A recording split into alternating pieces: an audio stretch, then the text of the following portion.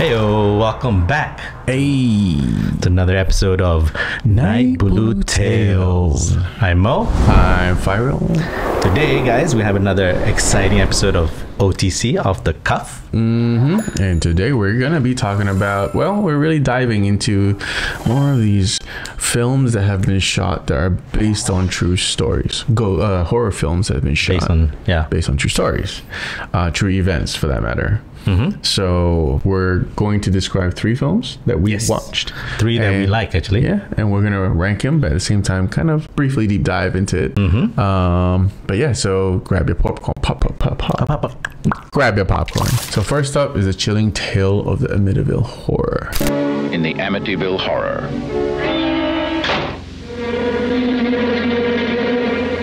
God's peace in this house.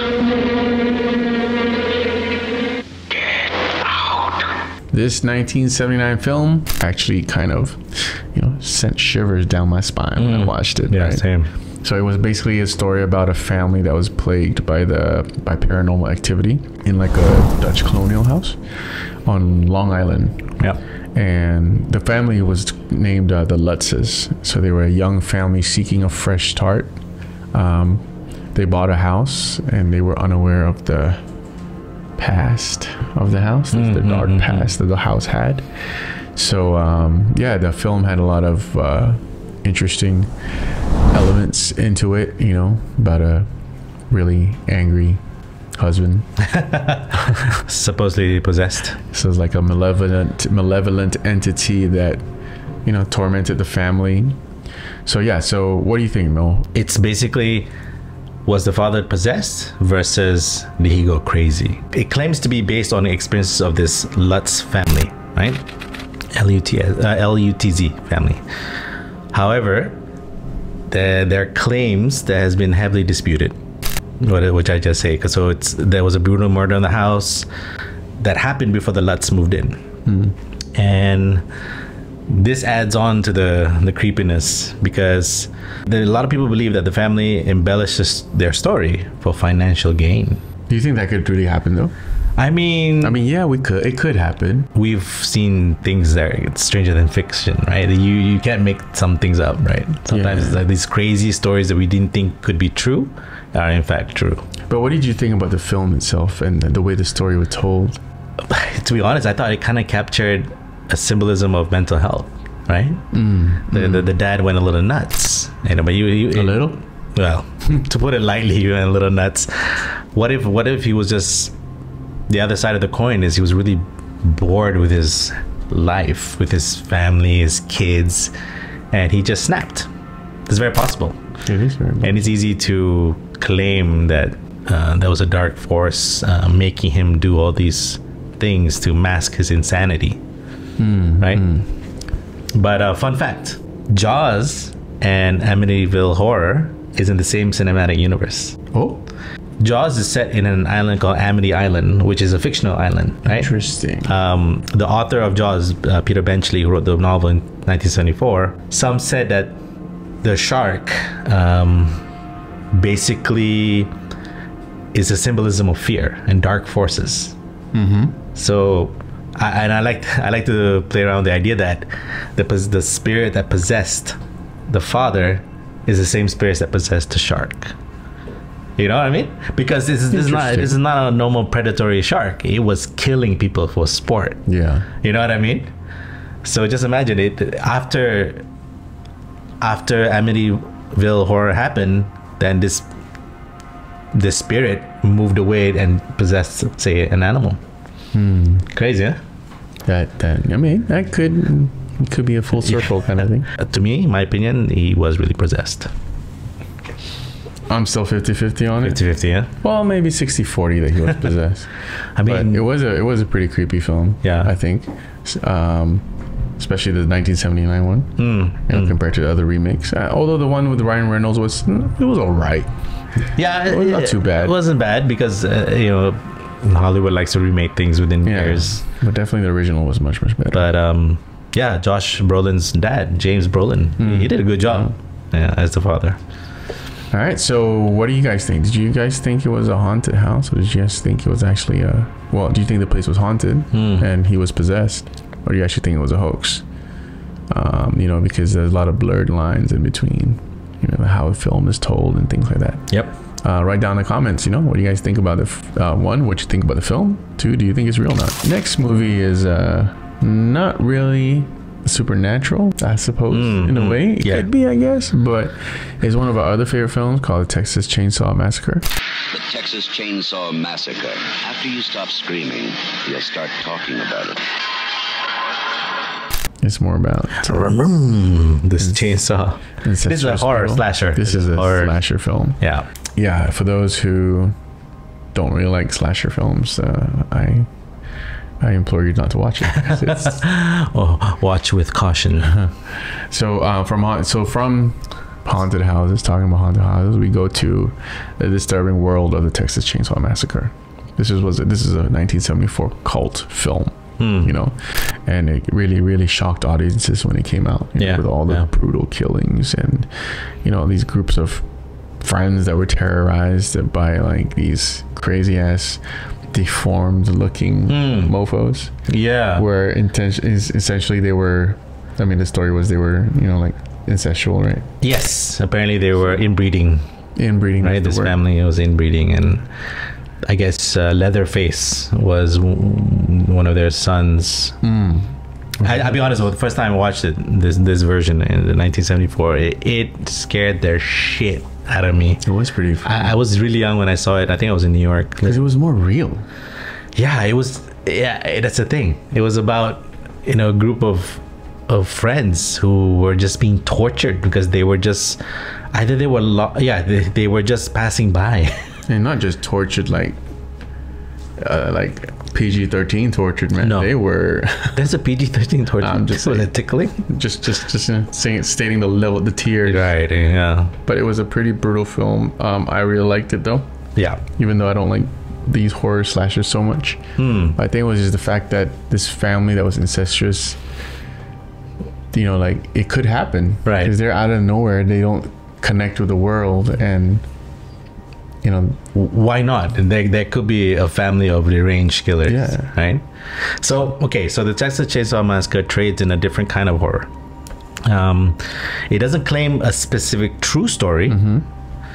It draws inspiration from real life serial killer like Ed Gein, which is actually Ed Gein was a killer. I think also inspired the film Psycho, if I'm not mistaken. Right. So Gaines' crimes involve body parts and necrophilia, doing dead bodies. He slammed dead bodies, and it reflects the disturbing elements in Texas Chainsaw Massacre. What does it take for someone to do that? You know, I mean, okay, so you have your brain work to the point that we wouldn't know because we don't think like that. Yeah, it's very difficult. But it's wired differently, right? And I mean, what is the definition of insanity, right? Doing the same thing over and over again, expecting different results. So these people, again, the father from Amityville could have snapped. This family just snapped. Again, I see a pattern of boredom. Yeah, but they do the same thing again, and they get the result they want. They want to kill these people. Right? Yeah. If spoiler alert, if you haven't seen, there was one survivor in the film. And that was a crazy the scene that you guys all have seen, like the Leatherface chasing the girl with the chainsaw, and she gets in the back of a pickup truck and she's screaming blood. She's went through a night of horror, and that moment was like, oh my god, he almost got her. Did you like the later versions of the Texas Chainsaw Massacre? I think it's interesting to see a modernized version. Like it's nice to see that they could make it. I mean, I tell you, like the 1974 version is because it's, you know, literally shot on film, right? Yeah. That the image, the tone, and they use prosthetics. They didn't use like correct. I mean, even some of the modernized versions as well. It was practical filmmaking. It wasn't also too much of a green screen. Yeah. But okay, so it's same but different. I would say, you know, it's like you cannot beat the original, but there have been successes in the later ones. I think the Michael Bay produced one. Yeah, the remake. Yeah. So I mean, there were stories on this Ed Gein guy. Even if you can look it up, you know. Yeah. And he's online. So whether it's really based on reality or not, it's still a terrifying thing to think that someone actually does these things, you know. I mean, to create eventually, right? These filmmakers, the writers, could be just taking bits and pieces from different crazy stories, right? Because it did say it's not based on a specific true story, but it gains killings, how he did it, and then they just put, it's like they picked up his mind and then put it in a family, like a little bits of this areas of his dark brain into each character of this the Texas Chainsaw Massacre family. So let us know what you guys think. If you guys like the movie as well. Did you like the original? Did you like them more?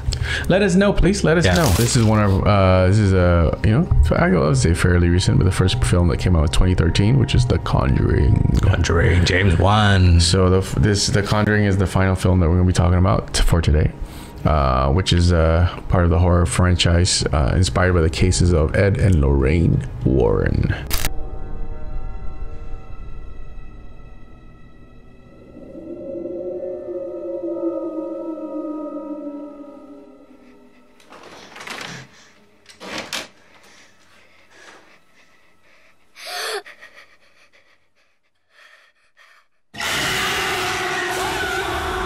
So 2013 depicts the Warrens investigating like a family being terrorized by a dog presence in a Rhode Island farmhouse. Yeah, man, Mo, you've watched this multiple times. We've watched this multiple times. What is your expert opinion? Okay, so I love films that delve with facts and dramatizing it just a bit, you know. Like my other go-to film is The Exorcism of Emily Rose. I love that. I mean, we'll probably do that one in another OTC, but that one, what was engaging is the courtroom sessions, you know, like trying to pin it on the priest, right? That was the prosecuting was trying to say the priest is the one that killed Emily. Actually, that one is actually based on a German. It happened to a German girl, apparently. So they changed the name. Emily Rose is not her real name and stuff like that. But so Ed and Lorraine Warren, they were controversial figures. So they claim to have investigated hundreds of hauntings, but many skeptics question their methods and the validity of the cases, right? And The Conjuring, however, is a masterfully crafted film that captures the essence of paranormal horror. Yeah, you know, like them having written evidence of the different types of exorcisms or ghosts investigations that they've been through, it's a little bit mind blown. Yeah, like I guess they could, but do they really? I mean, for people to say it's fake, I mean, it could be, but would they go to that kind of great length to make up over hundreds of case files? I mean, all three Conjurings were about that, right? I mean, Conjuring 2 was the case in England in the 70s, and people didn't believe. Skeptics was trying to like, oh, the girl that was being possessed was making it up, changing her voice, throwing shit around the kitchen to pretend it's a ghost. Yeah. So, and I actually like Conjuring The Devil Made Me Do It, right? Because it was the first case where the defendant, the defendant was by reason of demonic possession. That was the case, and it took the lawyer a while to be convinced by Ed and Lorraine. It's a very tragic story because I mean he ended up going to prison anyway, but not for life or not executioned. Yeah, that's crazy. Yeah, he didn't get executed. But yeah, these. I mean, okay, tell me about what do you like? Okay, about the film. I think Conjuring was one of the first films that kind of made me hold my breath while I was watching certain points. You know, I mean, it's been a while since those kind of films have come out. Yeah, you know. And but I the fact that it's potentially true is very terrifying. Yeah, you know, knowing all these things might, I don't know, you just fuck around. Yeah, I mean, yeah, you know, it's like all the Conjuring films, right? It's like almost like a dramatized documentary. Yeah, and I think that's what drew us into the story. Like, oh my god, which is why we do NBT based on real experiences, you know. That's why we watch horror stories that have true, well, true elements, supposedly. Yeah. But yeah, I mean, do you think these horror stories out there are actually true?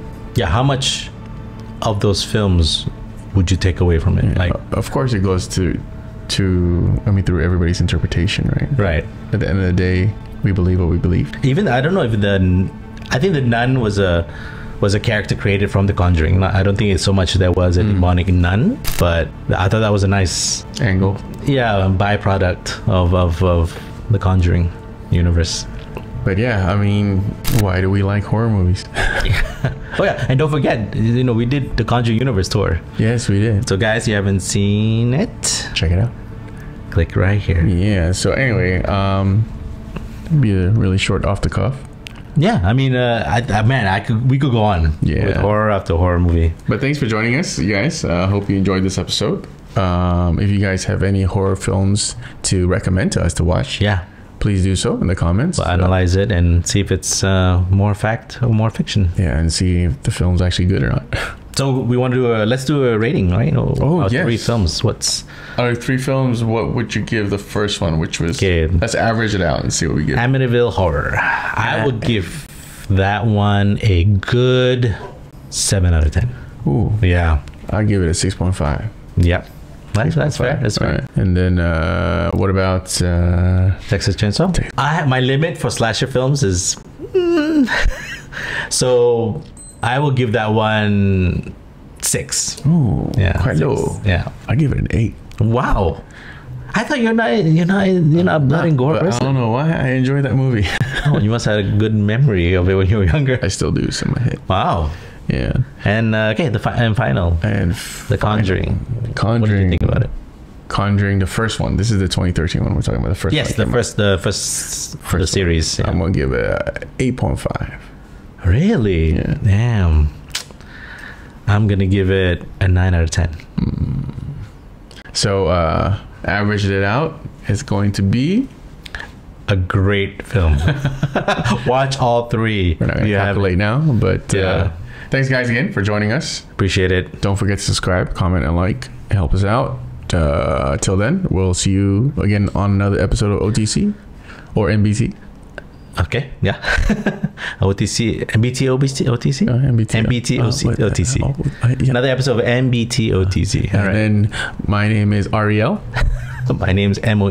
and we'll see you guys next time on NBT. Sorry. Okay. Let's see We'll do you. that one more time. Yeah. We'll see you on another episode of... NBT OTC. Is that what you're trying to say? That's okay. See you guys. Still working on it. Take care, guys. Love you.